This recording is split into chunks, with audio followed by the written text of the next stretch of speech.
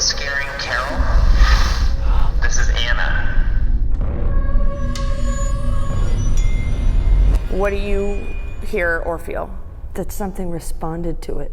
Okay, well that's okay. That's like I feel enough. seen. We were talking about doing solitary. Do we put Carol in first?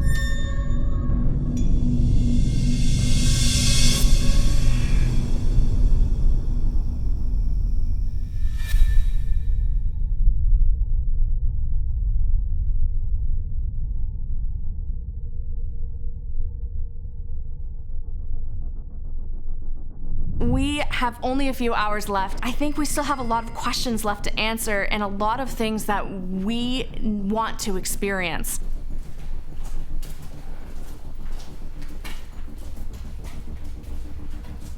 Like right here? The Halloween party was good and all this energy is good, but we kind of have to take it in another turn. We're kind of getting into the mindset of, like how can we impact Waverly Hills when we really need to start thinking about how Waverly Hills could impact us as well. Okay, this is fine. I wrote that nice note.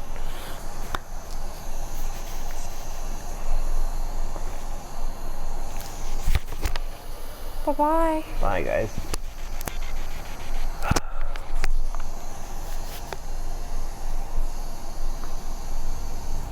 I suggested that we do solitary with a twist. We needed to be authentically frightened to bring that energy back in, to experience Waverly in the way that most people experience it. And that was being honest about something that would really frighten us in this space. Am I going the right way?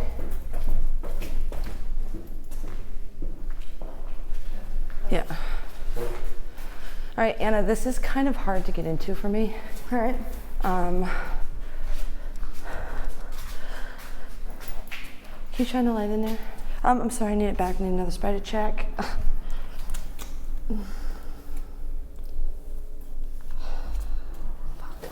Please, please, please, please, please.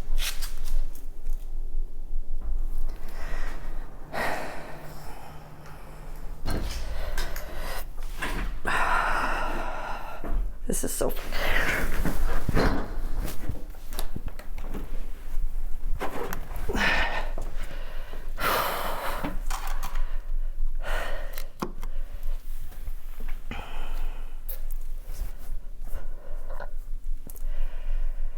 Ready, Freddy?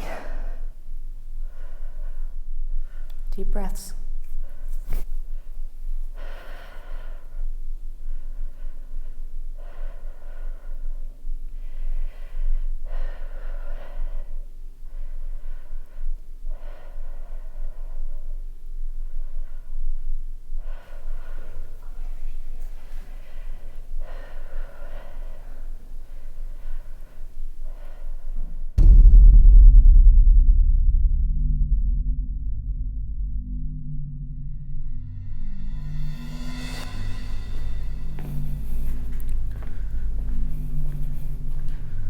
What I wanted to do was sit in Audrey's room, and who is a beloved spirit of this place, and just see if I could connect with her. It was something that hadn't come up in my research, and it wasn't a story that had been featured on television. So it was really nice to sit down and try and connect with that spirit. Hi. My name is Anna. And to be honest, I've been kind of lonely.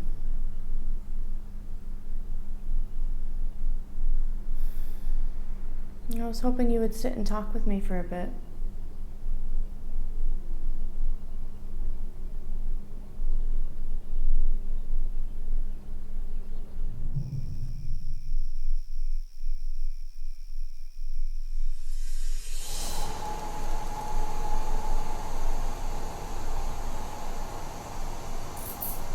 Shadows, crawlers,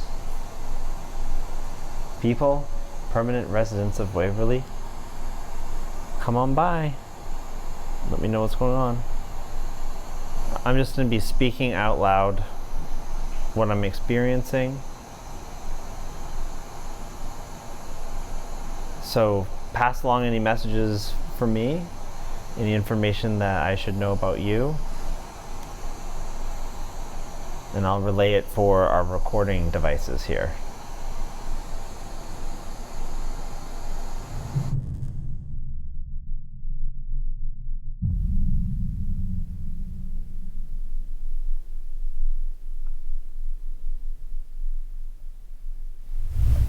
What the fuck was that?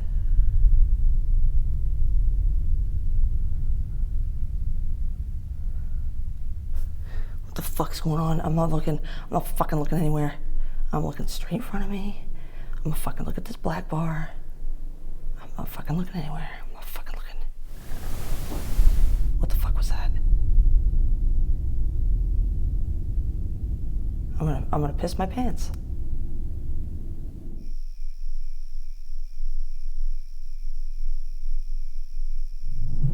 I think my favorite bird is a cardinal.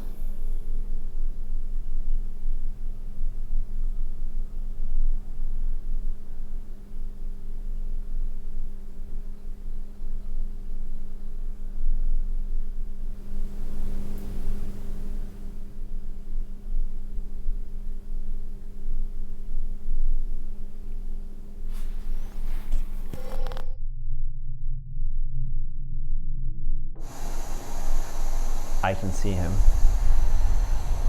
Come on over. Okay, okay. Thank you. Do you have a message for me? I can pass it along to anyone on my team. No, oh my god, please no spiders.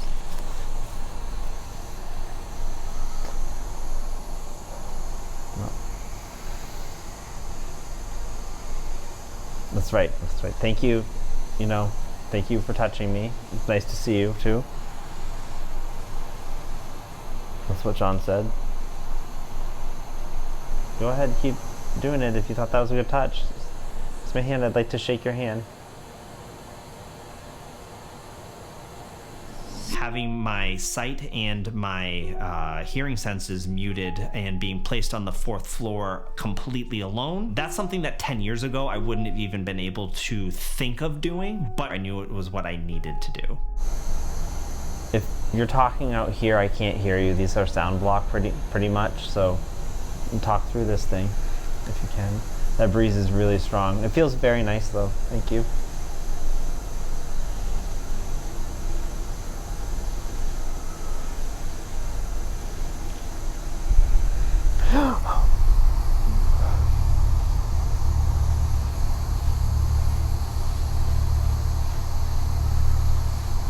Okay, I don't know how to explain that. Something just rushed me.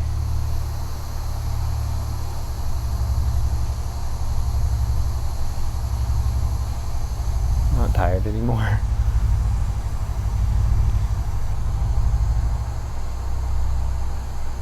Basement? Okay, please leave Carol alone. Like, if you're gonna scare Carol, maybe just like a little tap on the side of the morgue and then that's good.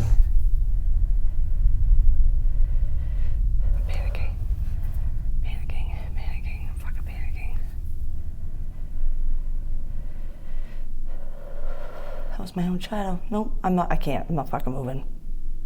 I'm not moving. I'm going to sleep. I'm going to sleep. It's gonna go by quicker. Sorry. I'm sorry to my producer. I'm going to sleep. Good night. Nope, I can't because if I close my eyes, I'm afraid. I'm just gonna keep looking at this black bar. Count the screws in it. Is that a screw? Yes. 1, 2. What the fuck?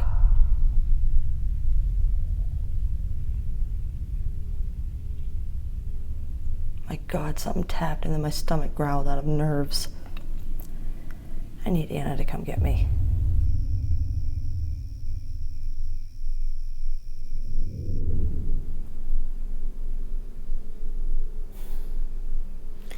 It's hard when things are just once, right? So if it's footsteps, you want a series. if it's someone knocking into something, you want a little bit more than just one bang, you know? Specifically when you have big fireworks that have been going off that have that loud, hollow sound that, with all of these open windows, can kind of bounce off what's going on here. Okay. That was loud. Thank you.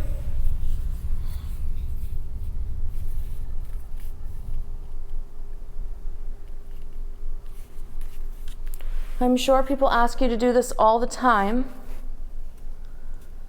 but can you do that again?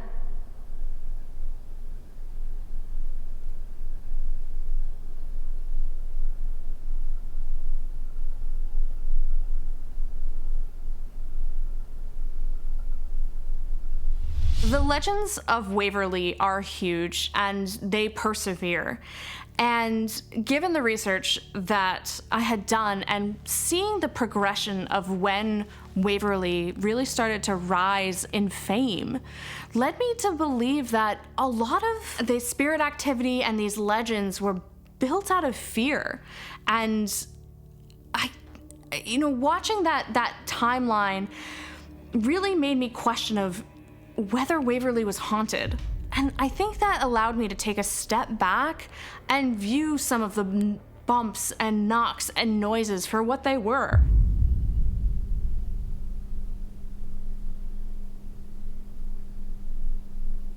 I don't know, sometimes I think we're so desperate to connect with the beyond, we lose sight of a lot of things.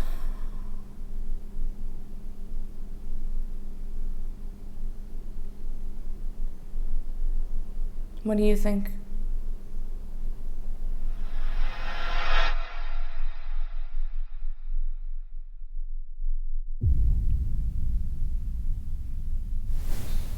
What the fuck was that? Oh my God.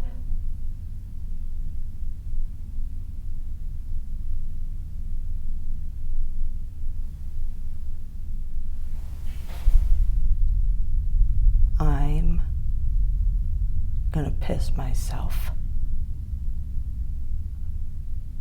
I heard something. I cannot move. I can't fucking move. I can't fucking move. I'm fucking frozen. Please, please leave me alone. Is that how you work up here? The fear factory? Do more when we're scared? No, the people here wouldn't do that, but do you something else? I don't know. Okay. What would you call yourself? Stop. Okay. No, I have to sit here until they come back, though.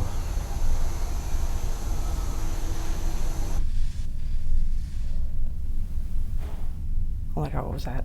I don't care, I'm not looking. I'm not fucking looking. Yeah. You're okay? Yes.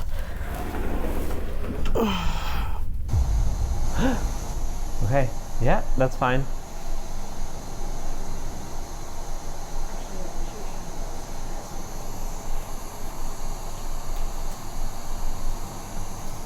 I feel people.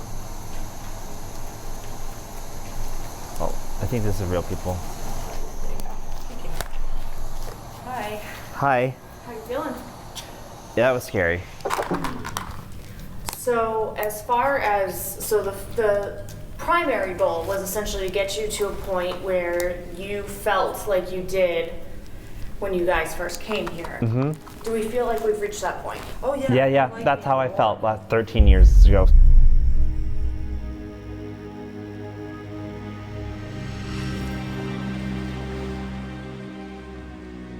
Speaking of switching up, it went from a really exciting party and being comfortable going down the hallway to I am 13 years ago again. Ugh, So that's purposeful though, right? That was planning. Yeah, but It's not comfortable, your fault. but purposeful. We're not authentically afraid of Waverly anymore. Good call. And the hard part about that is that we don't want to bring anything inauthentic to the table. I wanted us to be authentically afraid, and so we had to have like a little powwow beforehand of like what would that entail, right? And so for me, it was go on the floor that I'm afraid of and remove my senses. That is actually going to make me afraid. What made you afraid, Carol? So I went late in the morning and it was fucking scary. What happened to you in there? I don't know. I know that it probably looks like my hands are just resting on me, but I'm white knuckling my other hand. I just told myself I wasn't gonna look around because if I don't look, I won't see anything. But then, I don't remember what I was saying, but I heard a tap. Come on, I know that that was not settling. The buildings had like 1 million years to settle. It was some kind of like tap. I was like, no. For your fear, we took your husband and cameraman away. Yeah, he certainly is a comfort when it comes to investigations. I think we're very in sync. So, you know, when something is scary, we're both scared. If something's not scary, we're both not scared. So like hearing these experiences, you know, that you got scared, I got scared, spun up the rest of the night. I think it really reinforced the rest of the activity that we got on night 2, and that was kind of the whole experiment for me. Maybe it's nostalgia, but I just wanted the old school way of doing things. And I think we might have talked about that prior to going. Being scared when we were scared gave me that. And it really pushed me, it like confirmed it for me that I think we'll get a lot further if we go old school. Back to basics. Yeah.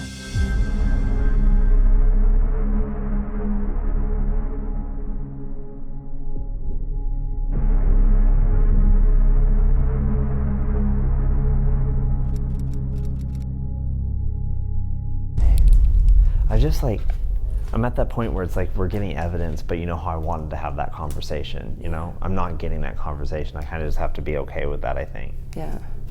Yeah, no, I think we should just walk without that flashlight, I think, honestly. My name's Ty. I'm Carol. Feeling that fear right now, huh? Yeah.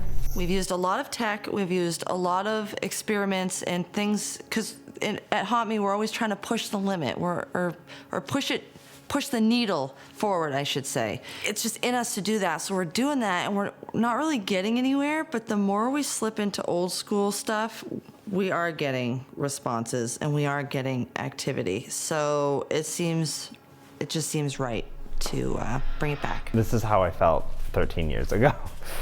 Yep. The whole night. How is everyone? Did you hear that? Yeah, Is I that did. us?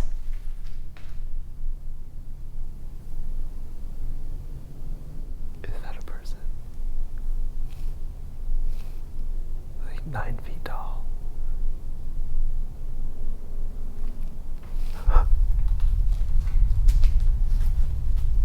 Hello?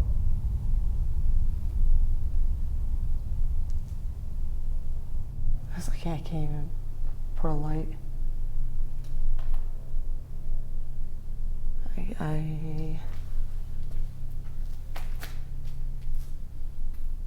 No, this is great. This is what we wanted. Say hello. If that moves. So you're looking at what I'm looking at. That doorway right there? If that moves, I will I don't know what I would do crumble if to that the moves. ground. Yeah, we'll crumble to the ground. Feel free to come along.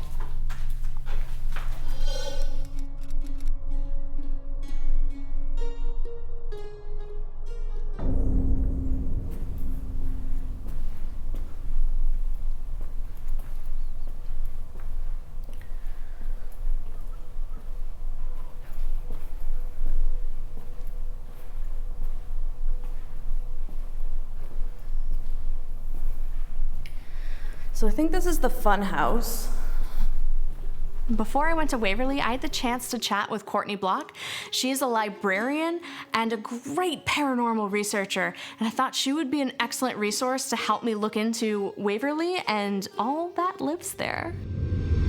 You know, in all of your experiences with the paranormal, do you think the view of Waverly is what is creating Waverly? I absolutely think that is a huge factor in the way that Waverly is currently experienced by people. The Waverly that people experience today is definitely hugely influenced by pop culture, by, I don't know, maybe thought systems that tend to instill fear about the paranormal instead of an open-minded curiosity. And I definitely think that it's not, I don't think it's the Waverly that you would have experienced, let's say, 40 years ago. Interesting. For this project, I watched all of the paranormal shows that have been published out there about Waverly. They almost follow the same story and just sort of like solidifying these stories that in the research you and I did couldn't be backed up. So like these spirits that, you know, the nurse on the 5th floor, like I couldn't find anything. I don't think you found anything, right? So it's almost like, you know, it is based like on what is out there, and people are just echoing that with their thoughts, and it grows. I think what often happens when people engage in paranormal investigations or even just visiting paranormal locations is that they only ever bring with them, I think, the influences and the thoughts that are fed to them from pop culture. We all know the sort of popular thoughts and theories that are fed to us about the paranormal through pop culture, through books, through TV shows, through movies, through urban legends, folklores, you know, all these sorts of things. But let's sort of put that to the side and dig through the history books and the archives and the records and the newspaper clippings, and let's try to get a feel for what events actually happened, what people were involved, what life was like for them. And I think that informs the experience that you're going to have at these locations.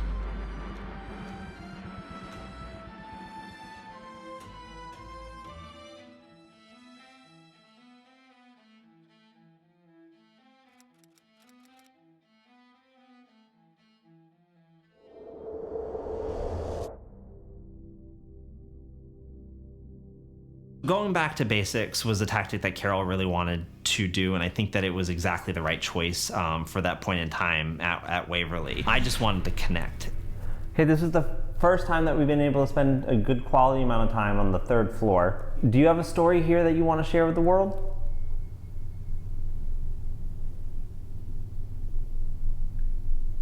And you guys please throw out questions too, if you have any.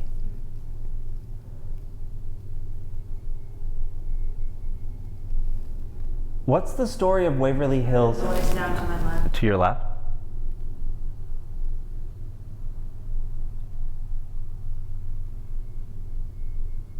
What's the story of Waverly Hills Sanatorium? Do you see what others see?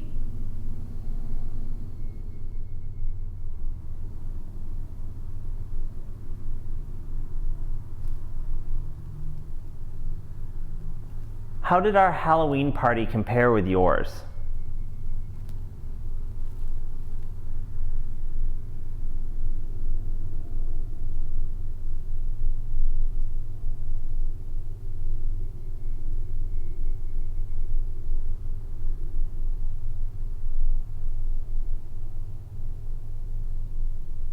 Where are you from?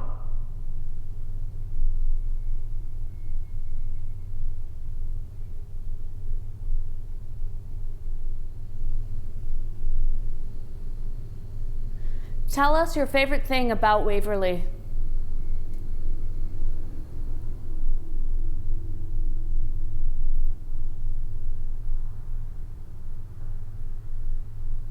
What's your room number?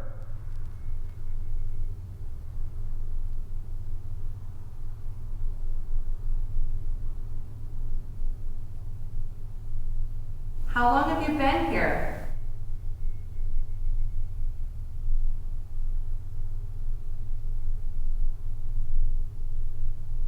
Can you make some more noise near Carol?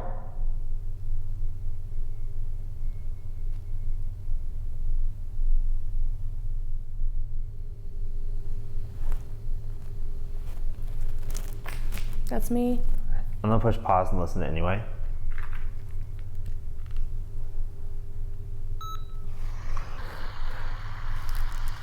How did our Halloween party compare with yours? What?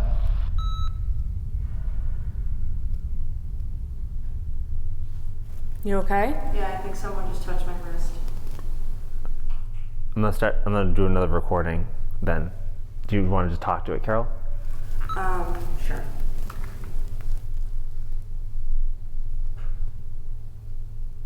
It's recording. Did someone just touch my wrist?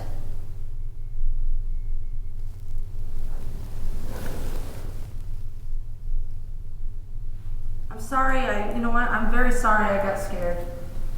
I'm very scared, but I just, for some reason, just snapped out of it.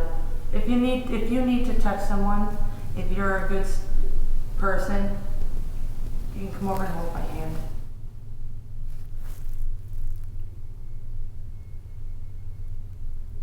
Did we scare you?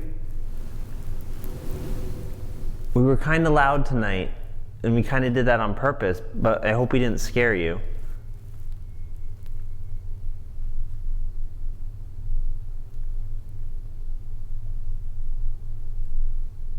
Do you need something?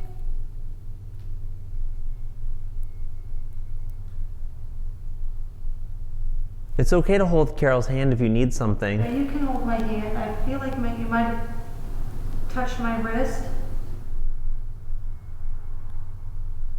Do you need to show us someplace? Can you lead Carol there?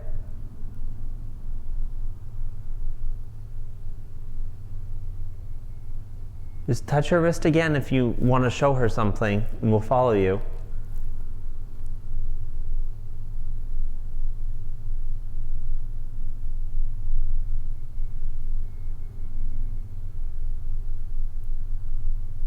Okay, I'm gonna listen back to see if you said anything, because I can't really hear you right now. I'm going to adjust, so if you hear movement. Okay.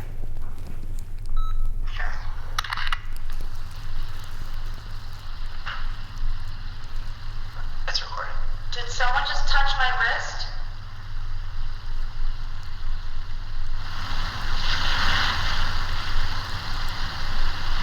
I'm sorry, you know what? I'm very sorry I got scared.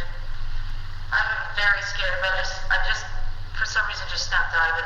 If you need to touch someone. Again? Guys, can you shut that off? Yeah. I just saw a shadow go across the end of the hall.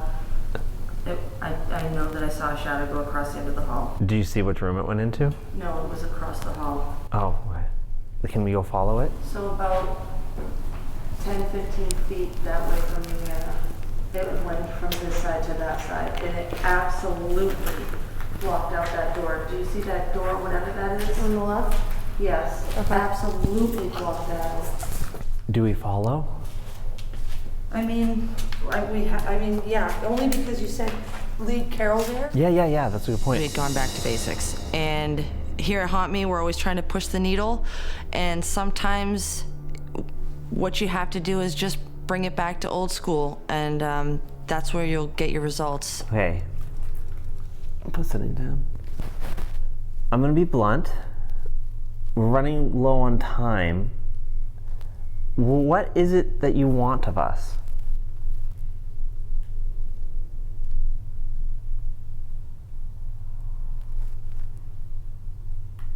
What is it that maybe Carol can specifically help you with?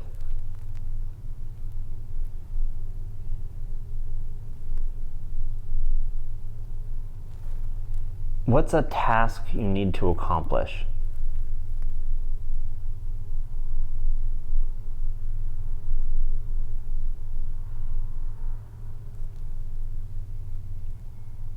How can Carol help you?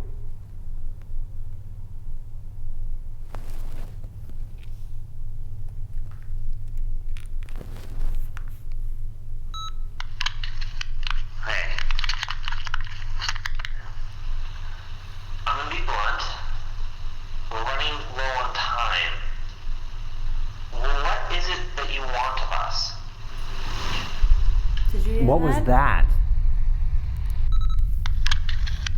Hey. I'm gonna be blunt.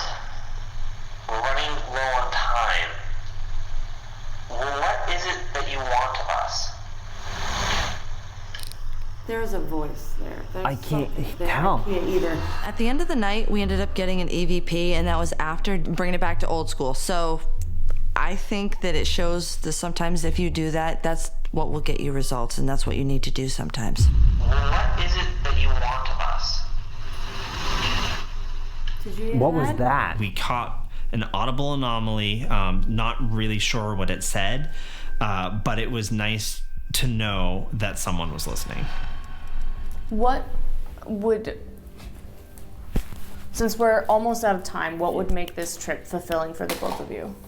I mean, I'm fulfilled. I am too. I'm frustrated. For Yeah. sure. Mhm. Yeah. Okay. I'm frustrated because my goal is unattainable, I think. Here, like, Waverly Hills is teaching us that it is a haunted location, irrelevant of what we're putting into it, maybe. Okay. Like, it's doing what it does, and we are in an ecosystem that doesn't need us here. My goal over the years has really adapted from collecting evidence of a haunting to making personal connections with the spirits there. That's not something that was even on my radar the first time I went to Waverly Hills, so it was, unfortunately, the only thing that was on my radar this time. But however, like most haunting places, you really just have to go with the flow and accept what a location is willing to give you. So a lot of my time at Waverly this time was really being hard on myself that I wasn't making that connection. We were having tons of stuff happen around us, but there wasn't that one-to-one that I wanted. I wanted to tell a patient story. I wanted to tell a doctor story. I wanted to connect with them about their lives and let them know that there's somewhere better out there to be than Waverly Hills. It didn't happen for me. But what did happen was an amazing adventure with my friends, catching a lot of evidence in a very notable place, learning stories that I would have never even thought occurred at Waverly Hills, like the Halloween party. And I think that's what made me really understand that you can't go into Waverly with one goal, because Waverly isn't just any one thing.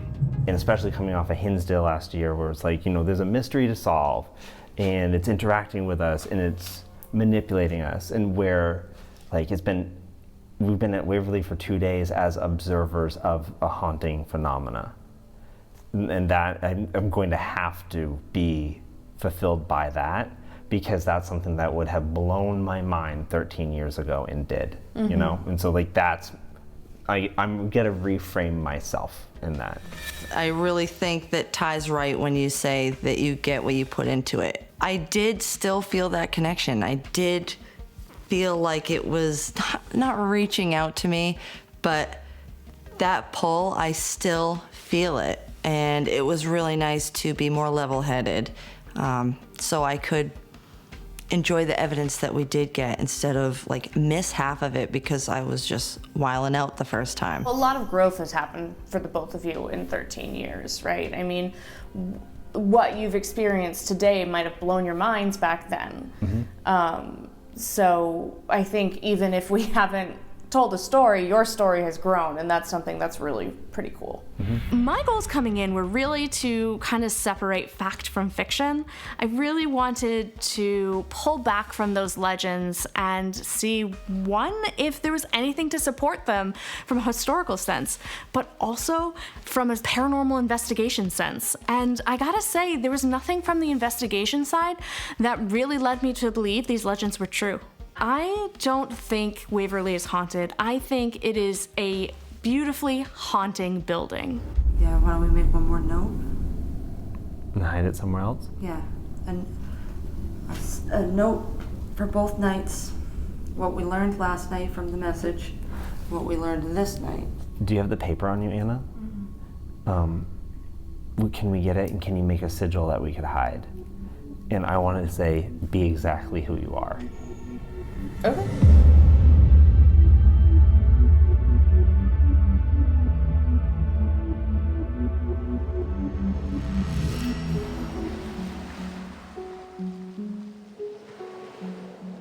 Waverly has been around for so many years. Having the opportunity to kind of see that firsthand was really cool.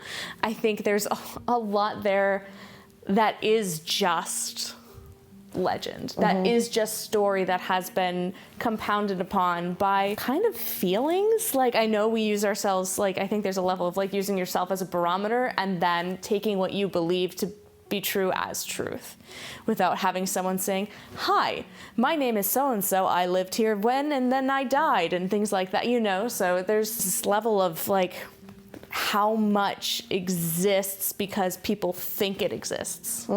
That's a really hard thing to separate. Right. I think it's even harder to separate at a place like Waverly where belief becomes reality. I also don't think we've had this much essentially treasure of information to explore. Well documented Yeah. place. We've Oh, not been to a absolutely. place this well documented. We had hundreds of articles. Like Courtney and I looked for and sorted through. She actually went to the local library. She's in Louisville, and had them pull out a box of articles that hadn't been digitized. And this had nothing to do with people. It had nothing to do with anything but how they got the place built, which I think really informs what Waverly is. This was a labor of love of Louisville. They raised money, they worked for this building, and to kind of have it devolve into this fear factory is actually kind of sad for me. Haunted houses were once filled by loving people. And they really did try, and they really tried their hardest for everyone, even when they were short-staffed. And Grant Rihanna had explained there were a lot of nurses there that were doing their everyday job in a place full of sick people. Yeah. They didn't get, appreciation like they should have. Which again goes back to why I think things that we're able to do and move the needle in one direction or another, leaving a note like that we did is even more important. Hearing stuff like that, like people who patients probably didn't want to be there. They had lives to live, and then the staff didn't want to be there either. Like they had jobs to perform. It wasn't great, like there's always the threat of death sitting there as well. They had their own families to either accidentally bring that home too, or you know what I mean, or stay because they can't go home. And there was a lot that wasn't known about tuberculosis at the time. Even now, like there's still so much that we don't know about it. We just happen to understand how to make it go away. Right. And it really, I think it hammers down too on the attitudes that we've faced when we wanted to explore Waverly. We threw that Halloween party. John told us that, out of however many years it's been there, he didn't know of anyone who has done that.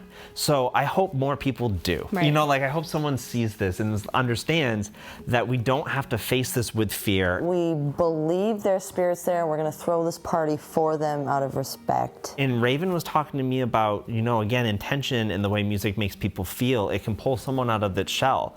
So that's really why the Halloween party was, again, so important to me, because after the first night, I really wanted to pull Waverly out of its shell. We also got a lot of great advice from Ash. I was kind of like running low on ideas that first night, It was a reset. It was a really good, she has such a great way of resetting us, of like taking us out of the moment, dissolving what's really happening, and then replanting us with better new ideas. I think the great part about this experience is we each had our own moment. We each had our own experience. I don't think that's something we were expecting, and I think that's kind of what we wanted to leave for future investigators, right? Is just to be okay with what you experience. That's fair. And it could be everything or it could be nothing, but either way, it's still Waverly and you still love it for what it is. So I know tonight and last night were challenging for their own reasons. I think we all have expectations as to who we need to be and what we want our haunts to be, especially as content creators. But I think it's important for us to remember that we are who we are for a reason, and things exist as they do for a reason. And so we're kind of echoing that in this sort of final goodbye to this building and our visit. So as a reminder, we have our sigil. We're gonna put it in 502, which has the most legend and the most controversy. Yes, I was gonna say ambiguity about who or what or when or why or how. So I think this will be a reminder for us and hopefully for future investigators that things are as they are and that is okay. Yeah. I hope that takes care of a lot of unrest on this subject. You know what I mean? And I think it will. I think the intention's there, and I think the residents that are still here can feel it. Creating a sigil at the end of the night has really become kind of a tradition for us, and it's a tradition I love because it lets us leave our mark in a place. I think of it as if someone connected with us and we leave and it affects them somehow, they will have a piece of us left behind as a reminder. We really wanted to make this sigil and place it in one of those places of intense legend, which is 502, and let it stay there for all time so that Waverly could just be as it is. Be exactly as you are, Waverly, and everyone else that comes to understand you. Good job. Cool. And that's a wrap.